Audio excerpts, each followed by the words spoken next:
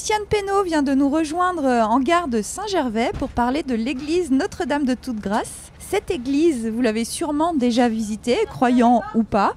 Si vous n'êtes pas rentré à l'intérieur, vous êtes sûrement déjà allé sur le parvis où une immense mosaïque de Fernand Léger vous accueille avec douceur et qui représente les litanies de la Vierge. Donc quand j'ai demandé à Christiane quel était son rôle pour cette église, elle m'a répondu « Que dire ? Je suis bénévole, je ferme, j'ouvre l'église, j'accueille, j'aide autant que possible pendant la période des musicales, fin juillet. Je vis intensément à plein temps les journées du patrimoine. Je suis guide bénévole avec bonheur, membre du jury du Forum d'Assy pour réfléchir, accompagner, préserver ce trésor. » Donc c'est dire l'implication de Christiane Pénaud pour l'église Notre-Dame de Toute-Grâce du plateau d'Assy.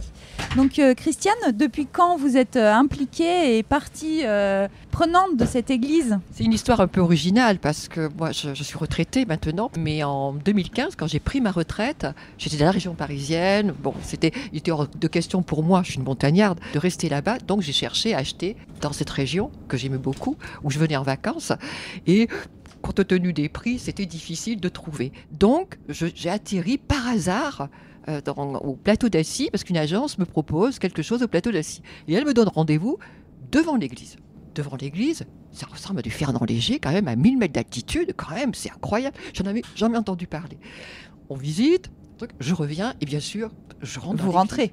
Et là, ça a été un coup de cœur extraordinaire. De trouver un patrimoine comme ça, c'est extraordinaire. Oui. Extraordinaire. Donc du coup, j'ai acheté à côté.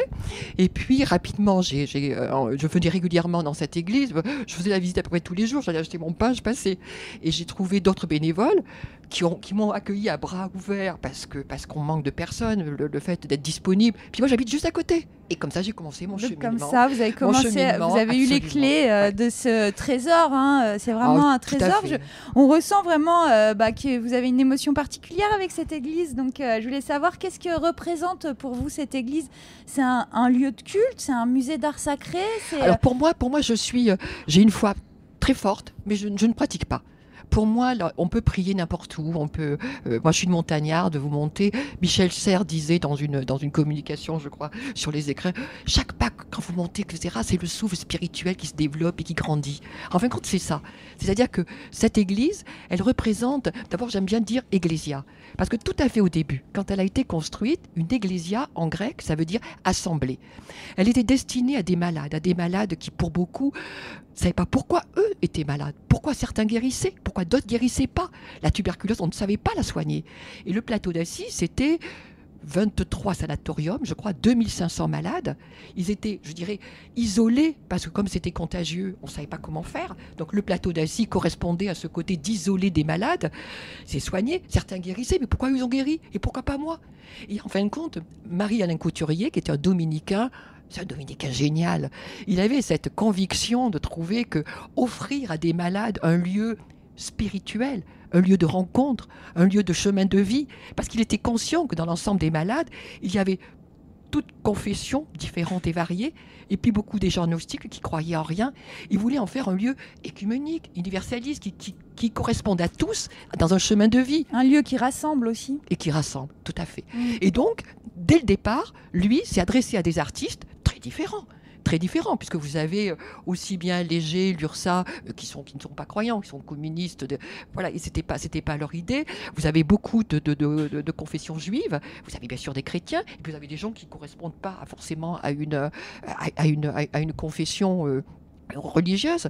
Donc c'est tout un support de dire on va offrir quelque chose de toute beauté à des malades. Et alors il leur disait, Marie-Alain Couturier, alors surtout pas de supplicier, vous parlez, on est en 48, 49, 50 après la guerre, de dire, vous allez leur offrir ce côté de générosité, de renaissance. Oui, une foi joyeuse en fait. Exactement, de guérison, de ne pas oublier qu'il y avait le retour des camps. Oui. Donc au-delà de la maladie qui était forte, où on ne la comprenait pas, etc. Et de ce côté peut-être terrible pour certains, il y avait le retour des camps. Et du coup, tout cela, ça les a inspirés dans une approche spirituelle, un chemin de vie, de dire que peut-on offrir de plus beau que la générosité. Et quand vous laissez un artiste libre, avec simplement ce côté, parlez-moi d'espoir, parlez-moi d'amour, parlez-moi de guérison, parlez-moi de... C'est extraordinaire. Là c'est tout le côté génie de Marie-Alain Couturier, qui en fin de compte a offert ce côté de dire c'est votre générosité, c'est votre pour refaire peut-être renaître l'art sacré au service d'eux. Ça peut être un lieu saint, mais ça peut être un lieu de rencontre, un lieu de comment dirais-je, de complétude, je dirais, par rapport à des chemins de vie. Et voilà. Et ça, c'est le génie de Marie-Alain Couturier. Oui, c'est vrai que cette église, donc, elle a été construite entre 36 et 47. Oui. Mais oui, parce que la guerre a beaucoup ralenti. Évidemment. Voilà. Donc, vraiment, vous venez de nous l'expliquer, mais c'est vraiment un édifice clé du renouveau de l'art sacré au XXe siècle. Oui. Puisqu'on trouve, on l'a dit, donc, sur le parvis, une immense mosaïque de Fernand Léger, splendide. Et puis à l'intérieur, on trouve Rouault, Léger, Chagall, Matisse, Bonnard, Braque, Germaine Richier avec son Christ magnifique. Tellement décrié. Mais décrié, on va peut-être en parler tout à l'heure. L'Ursa avec une tapisserie. Moi, j'adore cette tapisserie de l'Ursa qui ferme l'hôtel, c'est ça ? Quand on rentre, elle est... Voilà, c'est ça. Elle attire vraiment l'œil. Oui. Il y a une charpente aussi qui est absolument incroyable. Magnifique. Avec les prophètes. Alors ça, ce sont les jambes de force. Ce sont les jambes de force. Oui. Enfin, quand une petite histoire, juste une petite anecdote dans les jambes de force. Il y avait un petit Benjamin Constant qui travaillait donc bien sûr avec ceux qui faisaient la charpente et Novarina, qui était l'architecte, c'est un architecte du Valais, qui avait construit Notre-Dame du Fayet, et puis qui du coup s'était proposé pour faire ce beau chalet de montagne. Pour la construction de l'église, donc. De l'église. Donc il y avait des jambes de force. Donc la première, il a dit, sur chaque jambe de force, on va donner l'Ancien Testament, le Nouveau Testament, et puis l'église de maintenant avec Bernard de Clairvaux et Irénée de Lyon. Donc on démarrait par, quand vous rentrez, vous avez Moïse, vous avez Isaïe, et puis vous continuez avec les 4 évangélistes, et puis Bernard de Clairvaux, Irénée de Lyon. Le petit gamin de 15-16 ans, etc., sculpte Moïse, mais à l'atelier. Puis la guerre arrive, il est fait prisonnier, donc il part. Quand il revient en 45, tout est construit. Donc en fin de compte, il a fallu qu'il sculpte les jambes de force. En gros, donne cette image qui n'était pas forcément rigoureusement exacte, un peu à la Michel-Ange dans un hamac, quoi. Parce qu'en fin de compte, toutes les jambes de force. Donc les jambes de force, c'est ce qui soutient la charpente, c'est ça ? Tout à fait. Donc ces jambes de force étaient déjà installées, déjà construites. Donc elles ont été sculptées pour les gens qui ne sont jamais rentrés dans cette église, allez les voir. Mais c'est vrai que sur ces jambes de force en bois, donc ce qui soutient la charpente, sont représentés les 4 évangélistes et puis les représentants de l'Église moderne et Moïse et l'Ancien Testament, des représentants. Tout à fait, absolument. Donc voilà, donc donc il a sculpté en fait à l'envers sur une échelle. Absolument, voilà. Ouais, okay. Un peu comme à la Michel-Ange où il sculptait dans des positions extrêmes. Ouais. Donc c'est vrai que c'est vraiment un lieu vraiment particulier. Peut-être que vous pouvez nous raconter le miracle d'Assy avec ce vitraux qui s'enchâssait parfaitement. En fin de compte, c'est Marie-Alain Couturier, donc dominicain, il travaillait à l'art sacré, il avait une connaissance extraordinaire, il avait un réseau d'artistes extraordinaires. Chacun disait, mais oui, si je peux faire quelque chose. Et puis surtout avec cette liberté de créativité. Ça, c'était formidable. Extraordinaire pour eux. Enfin, Marie-Alain Couturier disait, si on avait demandé il y a un siècle, etc., aux artistes de, je sais pas, Cézanne, Pissarro, Manet, etc., d'aller dans nos églises, on aurait un petit peu moins de création qui laisse à désirer, quoi, parce que lui disait, on les a tellement codifiés dans leur façon de travailler qu'à la limite, on a limité leur créativité. Alors que là, pas du tout. Allez-y, parlez simplement d'espoir, de guérison, soyez dans cette renaissance. Donc, c'était super. Et et puis il y a une créativité folle. Enfin, c'est vraiment l'art sacré à son paroxysme. Enfin, tout à fait. Ça fait partie. Malraux, qui était venu, donc qui était ministre des Affaires culturelles, était venue au moment du scandale de Germaine Richier. Comment elle a fait écrire ? C'était pas un Christ à l'époque. C'était une personne d'accueil. Elle a fait ça. Elle travaillait un peu avec. Elle connaissait, il se fréquentait avec Giacometti. Et elle avait ce côté extraordinaire de dire. C'est pas la représentation qui compte. C'est la matière qui donne une expression. C'est la matière qui vit. C'est la matière qui vous parle. À la limite, une racine, etc., qui donne toute une souffrance, peut parler de la souffrance des malades, peut parler de la souffrance des camps. Et elle Oui. était, voilà. Et elle a pris cet homme d'accueil, parce qu'il n'est pas crucifié. Alors c'était là où le scandale a été absolument extraordinaire. Et elle en a fait quelque chose qui est un symbole extraordinaire. Extraordinaire dans l'accueil. D'où le scandale de l'église. Du Christ qui avait- de qui avait- Germaine Richier. Voilà, qui Qu'il avait avait mis, 20 ans dans la sacristie. Mais quand Mhm. elle s'est mariée, elle s'est mariée dans la sacristie à côté de sa statue. Germaine Richier s'est mariée à l'église Notre-Dame de toute Ah, grâce. je sais pas, mais en tous les cas, oui, elle est venue, elle s'est mariée dans la sacristie. Voilà. Vous ne voulez pas de ma statue? C'est formidable. Et j'ignorais cette anecdote-là. Je trouve ça très chouette. Et du coup, le Christ, là, il a été remonté, hein, non? C'est ça, hein, récemment. Il est Ah il là est là, dans c'est- l'hôtel ça a ou... été non, ça a été petit à petit. Les musées s'intéressent évidemment à notre musée. Bien sûr, puisque Voilà. c'est un musée d'art sacré Oui. accessible. où Alors les- pour nous, ça peut être un plus. Voilà, au début, évidemment, quand on a vu partir la tapisserie de l'URSA, quand on a vu partir la céramique de Chagall, etc., ça nous fait mal au cœur. Parce qu'à la limite, on met un facsimilé, on met voilà. Et puis pendant 6 mois, 9 mois, on n'a plus notre. Mais à la limite, c'est un échange qui est extrêmement profitable pour nous. Parce que par exemple, la tapisserie de l'URSA, ils l'ont nettoyée. Ce que nous, on peut pas faire. On n'a pas de budget. Bien On sûr. est bénévole. On n'a pas de ressources. Le diocèse n'aura pas les ressources nécessaires par rapport à des œuvres d'art comme cela. Et pareil pour la céramique de Chagall. Ils l'ont passé, mais vraiment à millimètre près. Ils étaient avec des scanners pour essayer de voir où il y avait des fêlures. Là, ils ont tout réparé. Ils l'ont détaché de la paroi. Comme ça, à la limite. Oui, un travail d'orfèvre. Madame d'orfèvre. Et à la limite, Mhm. donc il y a de l'air qui circule, donc elle ne sera plus abîmée comme elle était. Et donc, le Christ de Germaine Richier nous a été demandé par Beaubourg, et puis voilà. Et donc moi j'en ai eu les larmes aux yeux de le voir partir. Mais il reviendra. Là, il revient. Donc là, il est à Montpellier. C'est à Montpellier et il est resté 6 mois à Paris, là 3 mois à Montpellier, et il revient, paraît-il, fin novembre. Ah. Donc je serai Donc, devant vous la le- porte en train de voilà, l'attendre pour l'accueillir. pour l'accueillir. Donc, vous nous avez parlé tout à l'heure, on a parlé rapidement du Forum d'Assy. Donc, c'est quoi le travail du Forum d'Assy? Il rassemble qui? Alors, le Forum d'Assy, j'ai même amené peut-être le petit truc qui peut vous permettre. Le Forum d'Assy, c'est une idée de dire on a un patrimoine extraordinaire, on a beaucoup de difficultés à le faire vivre. Par exemple, simplement pour ouvrir, fermer, on n'est que 4 bénévoles. Et il y a beaucoup de. Et l'église est ouverte tous les jours. Tous les jours. Donc, sauf en hiver, vraiment en hiver quand il y a beaucoup de neige. Parce que moi, je me vois des fois aller fermer l'église et j'ai 50 ou 60 cm de neige jusqu'aux genoux. Quoi. Bon, donc c'est dangereux pour tout le monde de venir là-haut.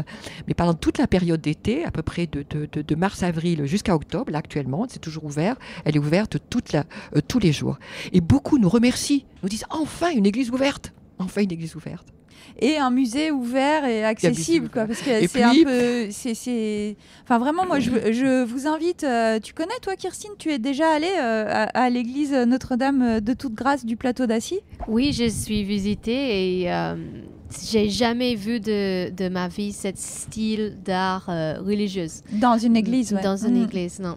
Et en Nouvelle-Zélande, la tendance dans ma famille, il y a beaucoup de catholiques, mais il y a beaucoup de chrétiennes plutôt modernes, tu vois, les églises un peu pop, avec de l'art plutôt moderne, mais ce style, c'était du jamais vu pour moi et ça me touchait. Ouais, c'est vrai que Oui, c'est quelque chose. C'est un bel endroit. Donc le Forum d'Assy. Alors on Alors, y revient. Le Forum d'Assy, voilà, c'est venu un petit peu cette idée de dire on peut en faire quelque chose. On a besoin d'argent pour restaurer les vitraux, pour restaurer, voilà. Alors, on peut toujours pleurer auprès des musées nationaux, mais ils n'ont pas que nous, loin de là. Et c'est une histoire compliquée. On est un peu démunis par rapport à mais de se dire, si on veut conserver notre patrimoine, si nous, en tant qu'habitants du plateau d'Assy, on veut valoriser, etc., il faut peut-être qu'on essaye de faire quelque chose à l'image de beaucoup de lieux et de sites qui ont su se structurer, même simplement avec du bénévolat, pour faire quelque chose. Alors, on peut aller rechercher des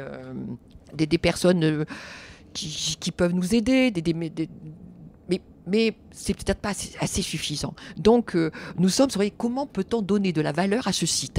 Alors voilà, donc en gros, ça comprend une douzaine de personnes. Bien sûr, il y a le diocèse, parce que donc c'est quand même le patrimoine du diocèse. Il y a 2 villas qui sont... Donc le prêtre fait partie de ce forum d'Assy. Absolument. Ça permet d'abord d'être le lien avec le diocèse, et puis peut-être de garder, cette approche donc de toute la... En gros, on n'a pas beaucoup de messes au plateau d'Assy parce qu'on a 250, 260 places assises. Et le prêtre, il a 7 églises où, donc il y a plutôt des messes dans des espaces plus grands. Oui. Mais c'est ce qui est normal. Et puis, il faut quand même monter au plateau d'Assy. Oui, bien sûr. C'est pas ça. Donc, il y a le prêtre, quand même, qui est le lien avec le diocèse. Il y a des personnes, je dirais, ancestrales, dans le sens que ça fait 50 ans qu'elles vivent au plateau d'Assy, elles connaissent tout, elles se sont beaucoup impliquées dans les sanatoriums. Donc voilà. Françoise Héberlé, Marie-Jeanne Grippa. Qui nous a mis en contact. Voilà. Alors, Marie-Jeanne, c'est dommage que Françoise n'ait pu être là, parce qu'elle, par contre, c'est un monument. Elle connaît l'histoire depuis une trame beaucoup plus conséquente que ce que je peux apporter. Après, vous avez les 3 guides du patrimoine qui le font vivre, mais qui travaillent donc à partir très souvent de l'Office du tourisme, puisque il y a des groupes, voilà. Alors, par contre, dès que c'est que 2 ou 3 personnes à l'église du patrimoine, elles ont plutôt des groupes significatifs. Donc, ce sont des petits guides bénévoles qui à la limite, si c'est possible, se permettent d'avoir une visite plus guidée, plus structurée sur le pourquoi des œuvres. Qu'est-ce qu'à la limite on peut comprendre. Mais vous savez, comprendre une œuvre d'art, ce n'est que votre cœur. Hein. Bien sûr, c'est la ressentir. C'est le ressenti, voilà. Ouais. Alors on peut vous donner des lignes, on peut dire, regardez. Oui, parfois c'est intéressant d'avoir le contexte aussi dans lequel les œuvres ont été créées. Oui, et puis des fois des petits détails qui vous permettent de franchir un palier dans la compréhension.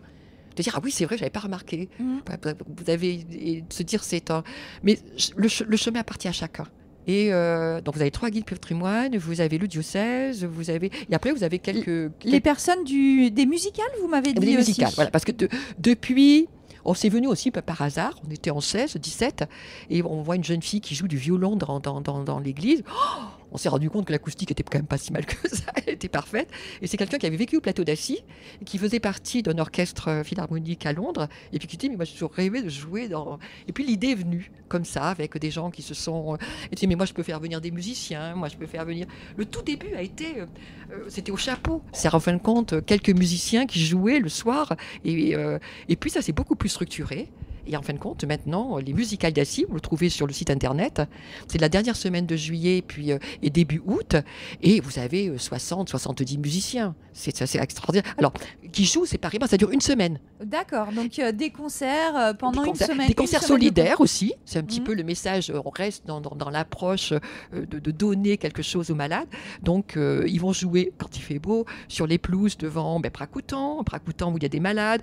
Et, en fin de compte, ils sont sollicités par tous les hôpitaux pour faire des concerts solidaires. Ça a beaucoup de succès. Et puis, bien sûr, des véritables concerts dans l'église avec beaucoup plus, je dirais, structurés. Et ça reste dans l'esprit, en fait, de la genèse de ce projet, puisque initialement, vous nous en parliez, l'Eglésia, c'était pour offrir quelque chose aux malades. Assemblée, pour offrir un lieu peut-être de peuplement. Un lieu qui, quand vous rentrez dans cette... Enfin, moi, c'est peut-être l'impression que j'ai eue. La première fois que je suis rentrée, vous avez quelque chose qui se dégage. Et à la limite, vous avez l'impression d'être arrivé quelque part, dans un lieu qui vous parle. Quel que soit le message que vous recevez, il vous appartient. Mais vous avez quelque chose qui vous parle. C'est vrai, c'est vrai.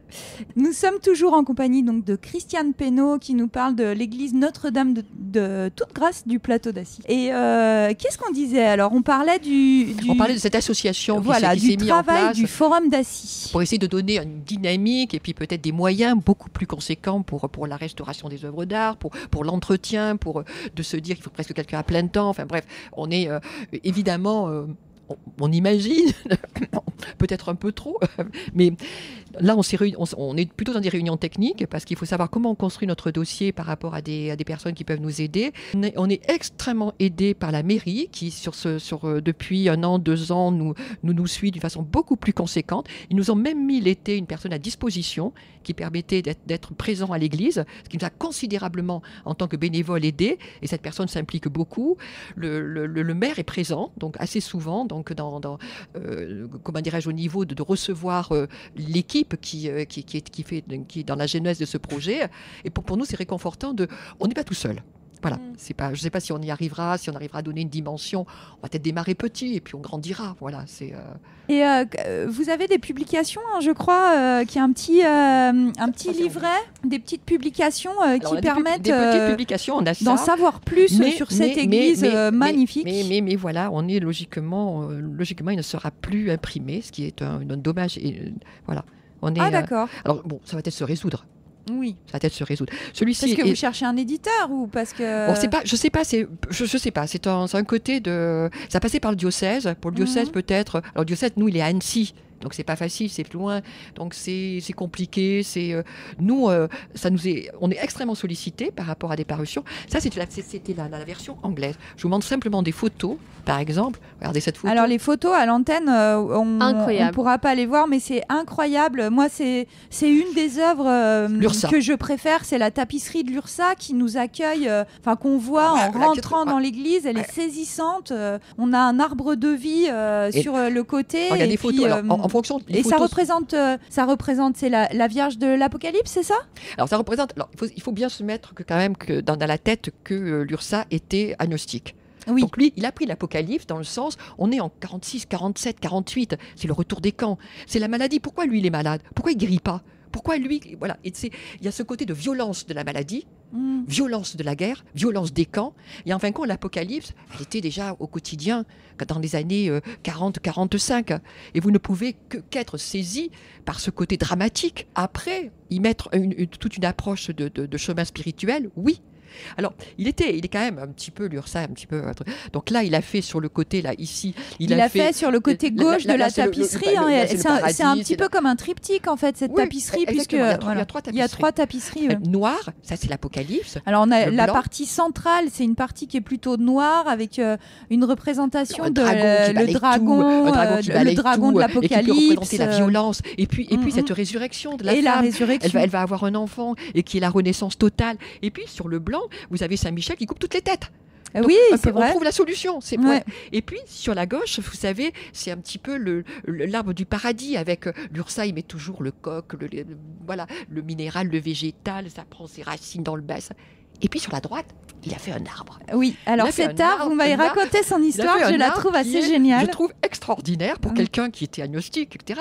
Il a fait toute la généalogie des religions monothéistes. Donc, les trois religions du livre sont rassemblés dans un même arbre généalogique. Alors vous avez Yahvé, vous le retrouvez partout, Yahvé. Le Coran qui parle de Abraham, parle de Yahvé. Bon, Abraham, c'est celui qui a dit donc aux Hébreux, les Hébreux c'était le peuple nomade d'Abraham qui vivait en Mésopotamie, complètement vraiment Mésopotamie côté Afghanistan, et puis qui disait mais voilà, ils étaient des nomades, ils se déplaçaient de pâturage en pâturage, aller vers la terre de Cana. La terre de Cana peut représenter l'Israël maintenant, pas tout à fait dans les limites, parce qu'avant il n'y avait pas, nous maintenant on a la Syrie, on a mais voilà. Et puis vous aviez donc ça, il y a ce côté donc de Abraham qu'on retrouve dans le Coran. Abraham qu'on retrouve dans le Coran et puis dans la Bible chrétienne, puisque la Bible chrétienne c'est quoi?